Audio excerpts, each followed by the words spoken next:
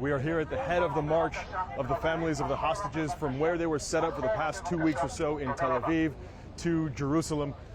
Leading the march here, many here have spoken about their frustration, the lack of answers they're receiving, the demand that the government do everything it can to release the hostages, some 240 still held in Gaza, from the very young, the grandparents, grandmothers, and grandfathers. The message that they are trying to send to Prime Minister Benjamin Netanyahu and the war cabinet is do whatever it takes, make whatever deal is necessary to bring them home as soon as possible, regardless of the deal. Their priority, not destroying Hamas, not destroying the tunnels, but bringing the families home. For the past 2 weeks or so, they've been outside the defense ministry when the war cabinet has met, trying to make sure that the government hears them in that way. They feel that that hasn't been enough. So now they've taken to the streets of Tel Aviv, where they will march from here to Jerusalem over the course of the next several days. This march, very reminiscent of a march from more than a decade ago, when the family of Gilad Shalit, an Israeli soldier who was held prisoner in Gaza for 5 years, decided they too had had enough and marched from their home in northern Israel to Tel Aviv. By the time they to Jerusalem.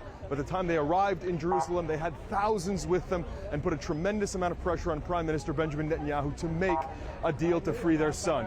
This, the same idea, but now the family of 239 or so hostages trying to put that same sort of pressure to bring their family home. They're trying to demand answers, and this is the way they're doing it now.